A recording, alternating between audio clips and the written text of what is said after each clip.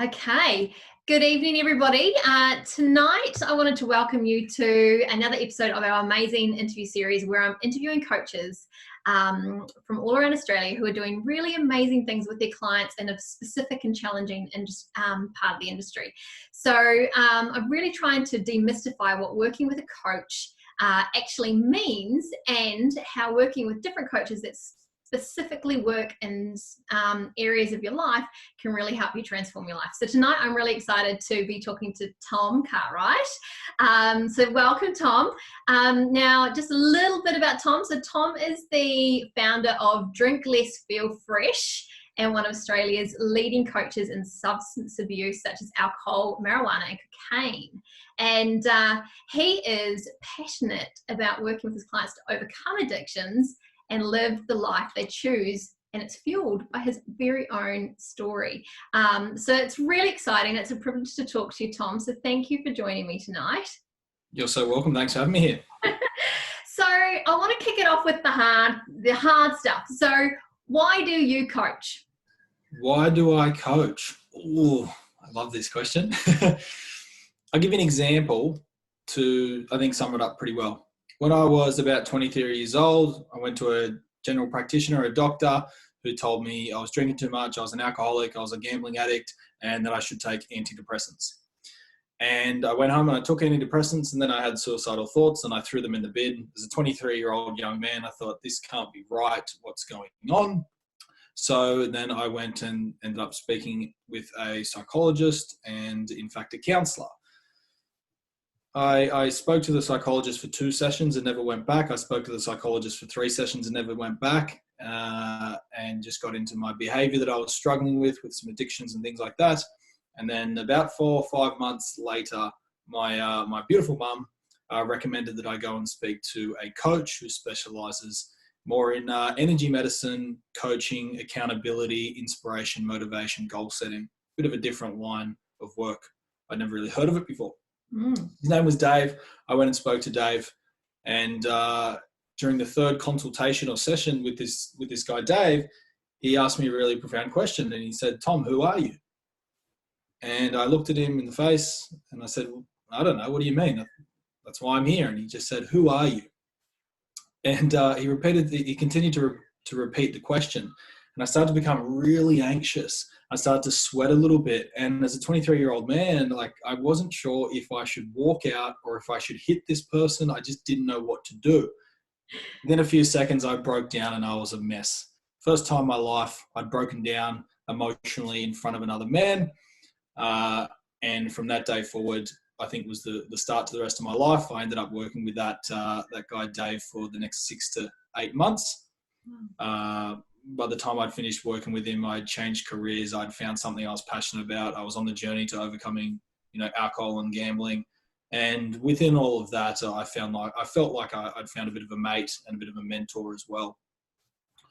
So when someone asks me, what is it to be a coach or why do I do coaching? That's why. I believe coaching is a way of life. Some will say it's a skill set or a tool set. I believe coaching is a way of life. And from the day I overcame some of my challenges and started to dive into human behavior and psychology and uncovering why we do what we do, there was something within me I think I learned off that coach and that mentor, which is you've got to be the model of excellence. You can't show up and teach someone something that you don't do. You can't show up and teach something that you've read in a book that you don't understand, and you can't understand something until you've lived it. And so that was kind of my journey about, if I really want to be a coach and a mentor and create a business in this industry, I've got to walk the walk. I've got to walk, talk the talk as well as walk the walk, which was scary and exciting at the same time. But that was motivating enough for me to overcome my biggest fears, which were public speaking, addiction and abuse to substance and things like that. And haven't looked back since. Have not looked back since. I don't know if I answered your question. But yeah, that's... No, you absolutely did, and you answered the next one as well. So it's so true though. You've got to be willing to do what you say or what you're telling other people to do. When you're walking that journey with somebody and you're supporting their journey, you can't suggest anything you're not prepared to do yourself. Yeah, for sure, 100%. And the coach that the coach mentor, Dave, that I work with would constantly give me an example, not from a textbook, but from his real life. Mm. And so if he would teach me something and I'd say, oh, but you probably don't do this. And then he would just rebuttal with exactly how he does that or he lives that. Or I remember one time he told me, that he used to smoke marijuana back in the day and he realized it didn't help him. And so he overcame that. And then, I said, asked him something else. And he's like, I had to make a decision. Now I live on the beach, up, interestingly enough, up the mid-north coast with my beautiful family. And he would constantly remind me and let me know of the way that he lived his life so I could build relatability with him. Absolutely. Rather than I'm a certain way, you're a different way.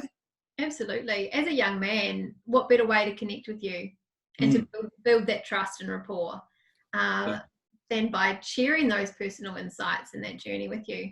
And it was also coaching. What I love about coaching, I love that what excited me to get into coaching was potentially having the ability to create relationships with my client that could break the bounds of what a traditional therapist could do due to law and legislation. And I remember back in 2012, so long ago now, working with Dave, he would message me on a Friday night. So like, hey, remember to keep your chin up, go to the gym rather than go out, and I'd see it and I'd do it. It was constant touch points and, what are you doing today? There was a time where it was like, if you got 15 minutes today, I'm ducking out for a coffee, come down to my office, we'll go grab coffee. It was this relationship. It wasn't so traditional and by the book. And for a rebellious person who's looking for something different, who's looking not to be judged and not to be put in a box of someone who has problems, that's what worked for me. Absolutely. One of my favorite parts about working with some of my clients is when I get messages from them and they say, oh my God, I just had an aha moment and I needed to share it with you. And, I love that. I love when, I work with a client at the moment who's overcoming, being able to express her emotions, and she's starting to think about how she relates that to her family and the lessons she's teaching them. And she called me the other day. She said, oh my God, my son just expressed his emotions. And, and I love that. And like I say, it's been a part of that journey with them rather than having that clinical relationship. Yeah, well said. A long time ago, I heard some contradicting messages, which is have your clients back 100%, but also don't become too emotionally invested. And the more and more I've got into the line of work that I am, the more and more I clearly share with my clients that I choose to be emotionally invested. I'm in the trenches with you. And when you feel joy, I feel joy. When you feel pain, sometimes I do feel pain as well. And that's what I mean by the creating a relationship that you want and having a client come to you because they want that relationship rather than, well, that's how the relationship looks and I can't go to that person. Absolutely. And that's what makes working with a coach so different to working with any other kind of therapist, is that there is that rapport, there is that connection. I believe that's where we can really shine and really help through our knowledge and through the skills and the tools that we have is to really take their journey to the next level. And that's why I find what you do so fascinating. I mean, working with people around addiction and substance abuse is such a scarily common challenge now, but people being able to own that and being able to say, this is an issue for me. I still believe, and as far as I can see in my community, is that people really still struggle with being able to own that. How do you find people come to you? What's the catalyst for people coming to you as for coaching? Well, the reason why I've created Drink Less, Feel Fresh was after more so working with clients on a one-on-one level through my personal coaching, Cartwright coaching business. I was working with clients that would be deemed in society as people that had big problems. And what I've learned through my own experiences and through working with clients is that traditionally speaking, looking after or solving problems around addiction are very, how would I say, it's all about fixing the problem rather than providing a solution. It's all about cure rather than prevention. I'll go with that. It's all about cure rather than prevention. So the reason why experiencing problems with drugs and alcohol can be so difficult is because by the time it gets to become a problem, you're very quickly placed in the category of addict or addiction or someone who's ruining a family or someone who can't keep their shit together or whatever it might be. And this is the problem that we have out there, I really believe, in society. It's very much cure based. By the time it's, the way I put it, I'm really passionate about is we can't solve a problem that starts at the top by catching people in a bucket. So if you've got a leaking tap, we have a culture here, especially in Australia and many other countries, that promotes very heavy binge drinking, intoxication. Drink when you're excited, drink when you get married, drink when you grieve and you go to a funeral, drink if you get fired, drink if you're going through a breakup or a divorce. We have this culture to set kids up to get excited to drink. It's like a good thing you get to do when you turn 18, if you're lucky to make it to that age. And then you get individuals, I'm happy to be the guinea pig, like myself and all of my clients, who get into that and they do it so well. They do it too well that the minute they do it too well, all the people that called them into the drinking ring go, oh, you should probably go over there to the secret rehab clinic or the anonymous, like it's called anonymous, or the anonymous meeting that no one should know about. Like, really? Yeah.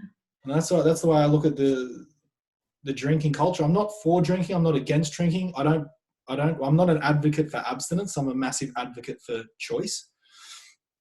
But I think to set someone up to enter an industry or a culture, a tribe, and then to abandon them the minute they've got a problem. And it's not that people are doing this consciously, but when you step back and you look at the medical industry and you look at all of the businesses that are out to provide cures, as opposed to businesses that are out to inspire prevention, very few, like very, very, like so few. I don't get how anybody ever thought that it would look any different for one person who wants to change their relationship with alcohol. I don't understand how anyone would think that's meant to be easy for them. Does that make sense? Yeah, absolutely. So when people, what are the common themes that you find that people are coming to you with? Is there a sort of a consistent point that people get to before they reach out for help? Yeah, well, the most common problem is the fear of judgment. That's the most common problem that anybody has, is the fear of judgment. Like, and this is why we set up Drink Less, Feel Fresh, because we want to create a culture of people who strongly back and support individual choices. The reason why someone has a fear of judgment is because we're in a tribe who don't support opportunity and choice. So if someone else doesn't want to drink, that's not how our tribe's set up. Our tribe, take it with a grain of salt or exception of a few, the tribe sets up as in, if we're drinking, we're all drinking. So the biggest problem that individuals get to is a feeling of judgment, and I can't reach out because one side of the scale is, like myself, up until the age of 23, 24, is I fit in the drinking culture. And I'm someone who says, look how much wine I can drink, or look how much beer I can drink. Or if Sally or Jim said I'm not drinking, I responded with, what, are you pregnant? Or why don't you harden the F up? Or whatever the comments are that we have in this country and many others. And then it becomes a problem for us. It's an individual problem. And then the only other option we have is we've got this, or we've got that. And we look over there to addicts and people that are addicted and can't live a life stable. And that's how it is. So people get caught in these two worlds of, wait, I don't want to keep drinking the way I'm drinking, but I don't want to be seen as an alcoholic. And if I say I want to drink less, there's a big assumption that I'm an alcoholic. Very quickly. So much what you just said is just resonates with me. They're all things I've heard. They're all things that I've experienced as well. So I wouldn't have thought there is a difference between how males experience this and how females experience this. I imagine that males are probably more susceptible to being labelled as having a problem. Is that correct? Is that completely incorrect? Ask the question a different way for me. So I guess from my experience, I obviously experienced my late teens, early 20s, much the same as you have, in a very binge drinking culture. for women that we experienced the same. We drank too much. We were a part of that whole community, that tribe, as you suggest. But I think for the males in the group, they were the ones that more got labeled as being out of control or having the problem, whereas the females were drinking just as much and suffering, I guess, with a lot of the similar challenges at the time. Do you find that there is a equilibrium in that, or do you think that there is stigma for one over the other? There's always going to be stigma towards traditional roles. Who am I as a man? And stigma towards who we are as women, and stigma towards who we are as parents, and the different roles traditionally that we experience through my programs. And how I work with clients is always on an individual level, even though you're within a group. So what that means is for someone to, how would I say this? I'll say this pretty clearly, actually, because I think this is really beneficial to anyone that's listening. First of all, we've got to back up a little bit. Before we have a conversation about addiction and what problems they get to, we need to, well, hang on a second. What is addiction? Traditionally speaking, addiction is defined very commonly by, tell me how many drinks you have and how often you have them, and we'll tell you if you've got a problem or not. But that can't be the case. That can't be the case because everyone's living a different life. So I like to look at overconsumption of alcohol with context. So we've got to ask ourselves two questions. The first one being, am I where I want to be in life, truly, ultimately, authentically, spiritually, financially? If the answer is yes, keep doing all of your behavioral patterns. And any problem with that is someone else's problem who's just going to create problems for you. And I've told someone that was drinking, in my eyes, or someone else that was living a sober life would come across as drinking too much. But if you can answer the question, I'm exactly where I want to be, then keep drinking. Don't let anyone tell you to do anything differently. It's actually really unhealthy for everybody. Yeah. 99.9% of the time, the answer is no, I'm not.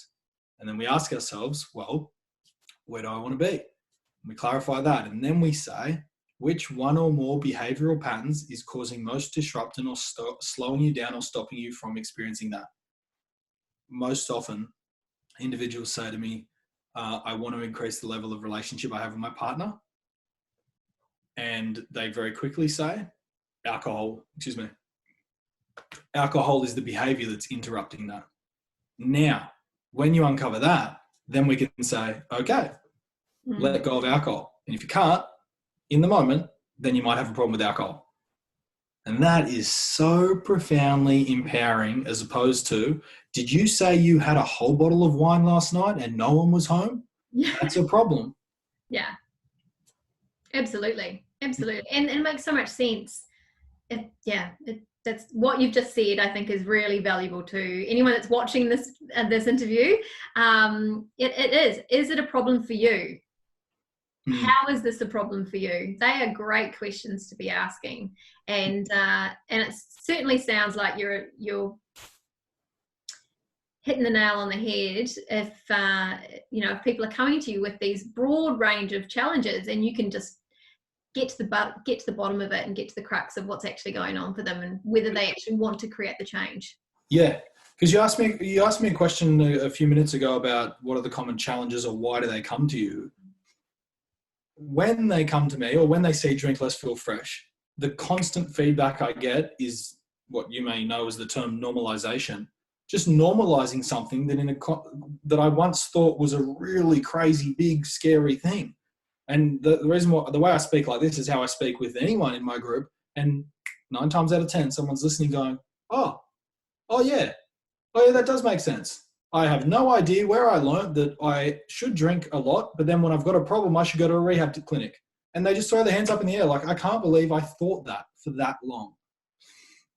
So that's the most profound thing. People are looking for relatability and connection.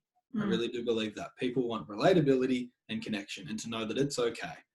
And I believe that if you are holding yourself back from living the life that you want by having 1 glass of wine a night, and if someone else is holding themselves back from living the life they want by having 1 bottle of scotch a night, you are both running the same addictive pattern. There's no difference.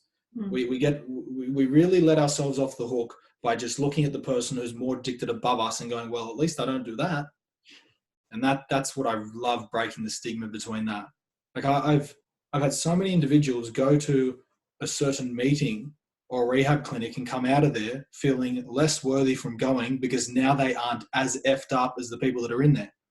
So now you've got to join a tribe that you want to get away from having problem, but to be there, you've got to have big problem. Yeah. And that's a stigma that I love breaking down. And, you know, one of the languages that I use online and in social media is that there is a third category.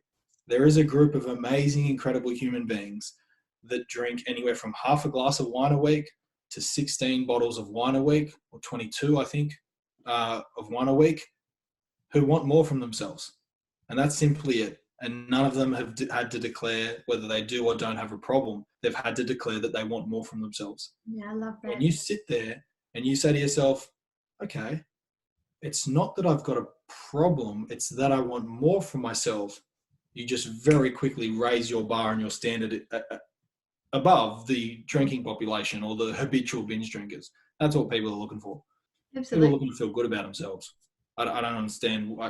It baffles me. I get it, but you can tell, like, I'm so passionate about it. It still baffles me that someone, look at this is how passionate I get. I'm like, someone wants to drink less and they're feeling bad about that. How did the world get to this? Yeah. Hey, I want to be a healthier individual. Oh, well, there's something wrong with you. It still baffles me. I love it. It's what motivates me. Yeah, I love it too. And sometimes it's just talking to somebody that gives you some clarity and some perspective and gets you out of that thinking, that mentality that you've become so a part of, and going, oh yeah, why did I believe that? Why did I think that made sense? Yes. Empowerment triggers change. When you feel, oh, I'm safe, or you feel like, okay, I can do it, you'll do what's required to overcome and solve the problem. Feeling disempowered, that solution's not going to work. It's just not, because you're feeling disempowered. You feel less than, or even more demotivated than when you had the problem. You may as well just go back to the problem. At least you can go back and drink a bottle or 2 bottles of wine and no one will know about it, rather than join a community of people that are going to, you know, make you feel disempowered. I love too that you've created a third option for people. You've created a community that's healthier and more functional, and somewhere where they won't feel, you know, there's no judgment there. You know, if you don't like option A or option B, well then you've created option C for people who don't have it within themselves to create it for themselves right now. And I love that. I think that's gold. Yeah, I thank you. I appreciate that, because it's been a long time figuring out the methodology and the view of the business and what's Drink Less, Feel Fresh here to achieve. We can run rehabilitation clinics and traditional therapy systems for the next 10,000 years. We're going to need to keep running them unless we go to the source and change our leadership style. And my main outcome, the vision for the vision for Drink Less, Feel Fresh is to live with choice. Yeah, I love it. I don't mind if an individual's going to keep drinking, or if every 6 months they do a 7-day sobriety stint, or if they live a life of abstinence. All I truly care about is that they no longer ever say that they drank and they couldn't control it. They can drink if they choose, and they can not drink if they choose. Choice is everything. And the beauty in this is, and I say to the group, they're still getting, like, members in the group, they're like, yeah, we heard that before, we're not really getting it. I say to my group, you are being such phenomenal leaders, because now you've all experienced this. You have the language, and the next time you're at a dinner, whether you're drinking or you're not drinking, the next time your girlfriend, your stranger, anyone turns to you with the thought or the idea of not drinking, you will relentlessly support them and motivate them.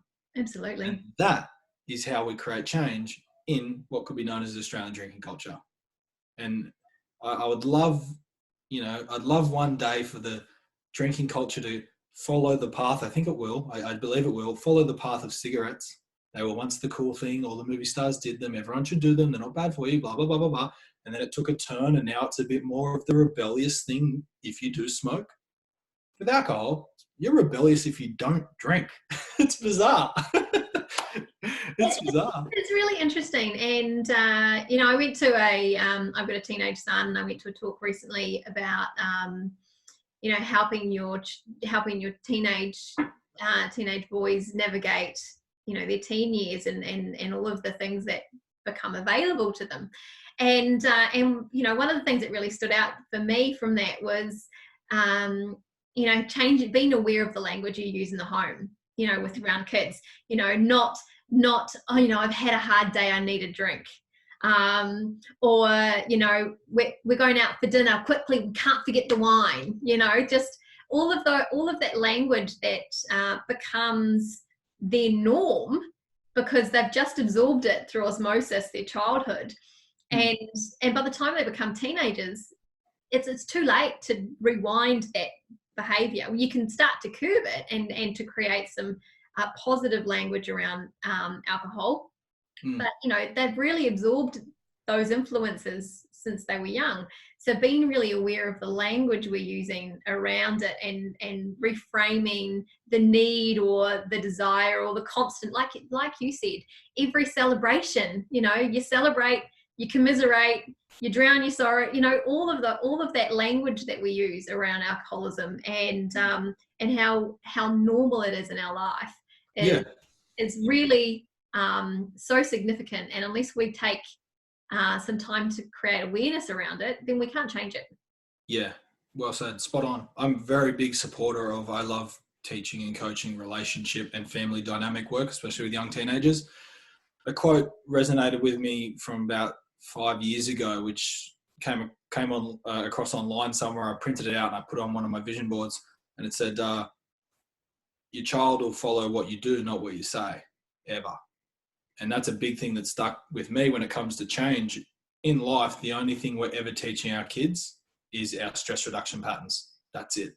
They're looking consciously or subconsciously at us and seeing us in times of stress and pressure, and then seeing what behavior we do. And they're going, pressure, behavior, pressure, behavior. So how we approach stress, pressure, uncertainty, change, and what behaviors we tend to steer to. And we all have stress reduction patterns. That's life.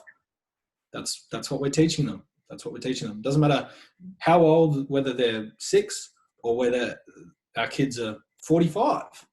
If we ever want to help them through something, we need to change our stress reduction pattern. Absolutely. And once you know this stuff, you can't unknow it. That's what I love, is once you've created some awareness around, you know, any of the challenges that we address as coaches, once you create awareness around it, you can't take that away. So then it's a conscious choice to ignore it. Yeah, it's the best and worst bit. And you know, it's just gold. But I just have loved talking with you tonight, Tom. And I hope our viewers have enjoyed all of your amazing wisdom that you've had to share and the value you've shared with us so willingly. So thank you so much. You're so welcome. Thanks for having me. So I know that, you know, obviously you have the website, so I want to give that a shout out. So you've got www.drinklessfeelfresh.com. But for our viewers who have really resonated with what you've been talking about tonight, and they want to reach out and they want to follow you on socials or, you know, become part of your amazing community that you've talked about, how do they do that? I'll put it this way. If you're someone who's actually listening and you want to dramatically change your relationship with alcohol, whether it's abstinence or lower how much you drink or learning to say no when enough is enough, then we'll do it for $47 a month. That's it. And at the moment, it might not be there long. It's just the way I like to serve my clients at the moment. The way I put it is, I've never met anyone who wants to change their relationship with alcohol but doesn't drink 4 times the amount of $47 a month. Like, really. and that's why I price it like that, just to remove any kind of like, scarcity, or like, I'm not too sure, or, you know, it's a large amount of money. You said earlier, like, this is about education, and there is education everywhere for you. It's about finding the person that inspires you enough to use their education. So if you're jumping on a Google or YouTube and you're not inspired, you'll digest information, but nothing's going to happen with it. It's like I spoke about the example earlier. When I was working with my coach, Dave, he inspired me. So when he spoke to me, I listened, and I did. So for those of you that are listening that do want to dive into and change your relationship with alcohol and build a relationship with alcohol that you love and respect, then just jump into drinklessfeelfresh.com and you'll find all of our resources there. You can download some free hacks and things like that, and you'll be well looked after. If anyone is on Facebook, find me, follow me, let me know that you listen to this podcast. Say, hey, Tom, listen to the podcast. I'd love to chat with you. Yeah, I love it. Thank you so much. And I know from following you for and being a part of a community where I get to benefit from all of your amazing wisdom over the last few years, you have lots more to share and lots more to give. So I do encourage people to reach out to Tom and absorb some of that from him, because he's got lots to give. So thanks again, Tom, and thank you for those of you who have watched this. If you've got any questions or you want to reach out to Tom or myself, then you can definitely do so by flicking us a message. All right, well, thank you very much, Tom, and hopefully lots of people will reach out to you and start creating change and transforming their relationship with alcohol.